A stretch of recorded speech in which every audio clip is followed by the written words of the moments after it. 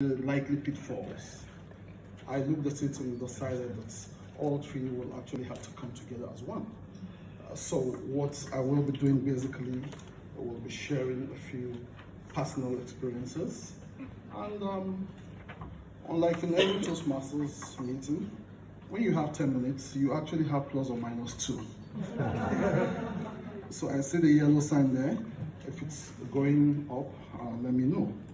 First, let me quickly acknowledge our keynote speaker today, Ustaz Adeyemi, who was a distinguished panelist at the 4th Mike Omotosho annual lecture.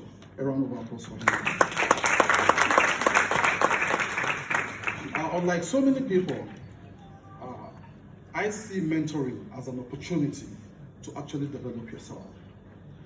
It appears like mentoring will be for the benefits of the mentee because you provide guidance. But a lot of people forget that in teaching somebody else, you're actually learning. And for me, it's always an honor, it's an opportunity to also grow myself by being a mentor to somebody else. I usually will tell people that every mentor-mentee relationship will have just 4 tenets. And I call it dipping into the needs of the relationship itself. The deep I'm talking about is not D-E-E-P, it's D-E-A-P. Deep here means you need to be dependable. Now, the dependability is a function of both the mentee and the mentor. So for everything I'm describing, it applies both ways. As a mentor, for instance, you've got to be dependable, to be available for the mentee. When you give him an appointment or her an appointment, be sure that you are available. Respect the limits. And the same thing goes for the mentee too as well. He or she must draw the lines, decide what works and what will not work, and then work within those limits. A lot of people will think the bulk of the job will be on the mentor. No, it's actually both ways. The E there is engaging. Both the mentor and the mentee have roles to play in the relationship, and they both must come up with issues that are engaging, mutually beneficial. The mentee ordinarily will have his or her desires cut out for himself, but somewhere along the line, the mentor must also hold the mentee accountable, and that's where the engagement comes in. If you want to rely solely on what time the mentor has available, then the mentee may not be able to get the full benefits of that relationship, and it's also vice versa. So there's got to be an engagement from both parties. It's also very important to be very authentic, which is the A. It's key, because the mentee must decide what he or she wants out of that relationship. And it's to that fact that most mentor-mentee relationships are predefined upfront.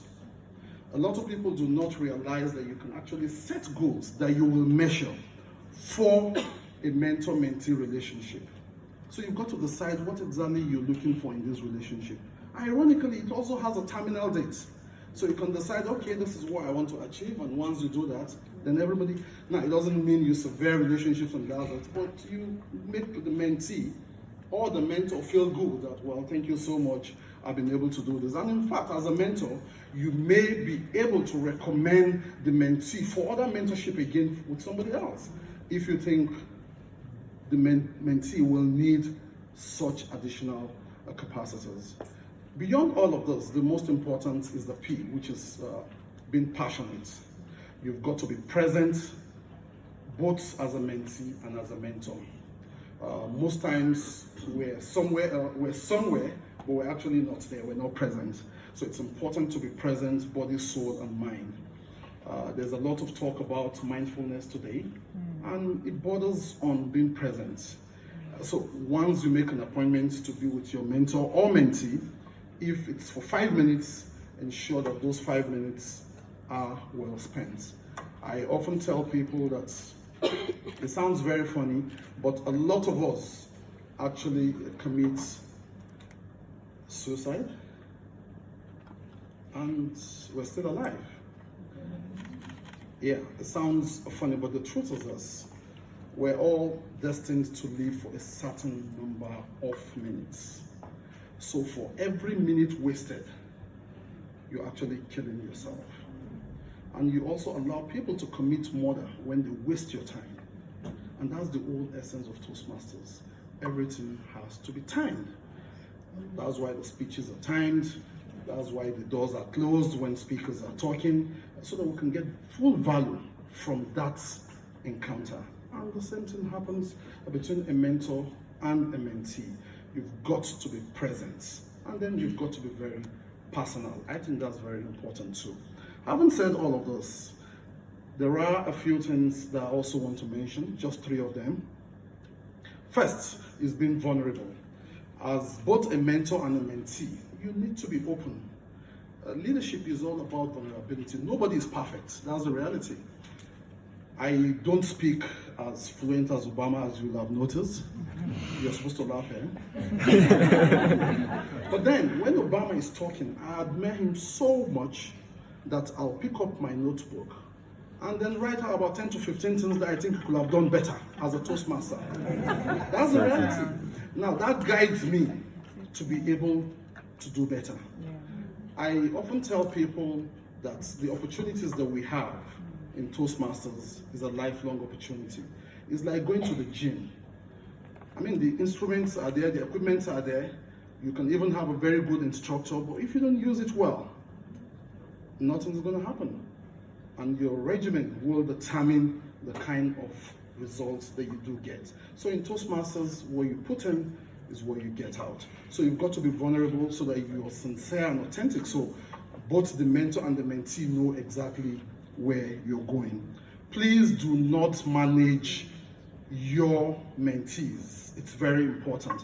There's a clear-cut difference between being a coach and being a mentor. And I'll give you an example. When I was growing in Toastmasters, I'm still growing though, I had a coach, Toastmaster Olunike. I'm sure a lot of you know him. When he's talking, he will teach me how to pronounce communication. So a coach will normally box you into a corner for a particular skill and then work with you, provide you the tools that you need until you achieve that skill. That's what a coach does. So basically, a coach holds you by hand until you deliver. While a mentor will work with you generally to be sure that you're an all-rounded person. I had a mentor, a Toastmaster, Doni Ola Sheni, Hurricane D. Hurricane D will do everything possible. She will tell me, no, Mike, throw away that speech, you have to do it again. Now, as a mentor, usually you don't give advice, but then I take it in and then decide if I want to or not to. Of course, I did.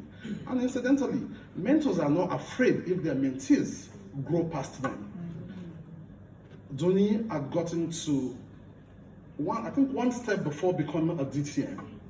And I came on and became DTM, the very first one in Nigeria, before her, and she didn't mind. She mentored me. So please, when you see her, give her a hug for me. More importantly, you must avoid giving advice as a mentor.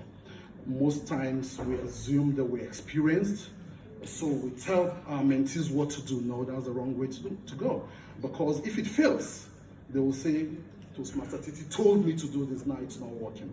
But what you will do ordinarily will be to share anecdotal advice, meaning you share experiences, preferably personal. But if you don't have any personal experience, pick a third-party experience and let it work so that the mentee can decide for him or herself what works for them. At times, you also have mentors from afar.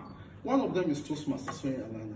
She probably doesn't know this, but when we're going to start Toastmasters in Total, I just said, hey, I need somebody in Total that can help us make this happen, and somebody nominated her name.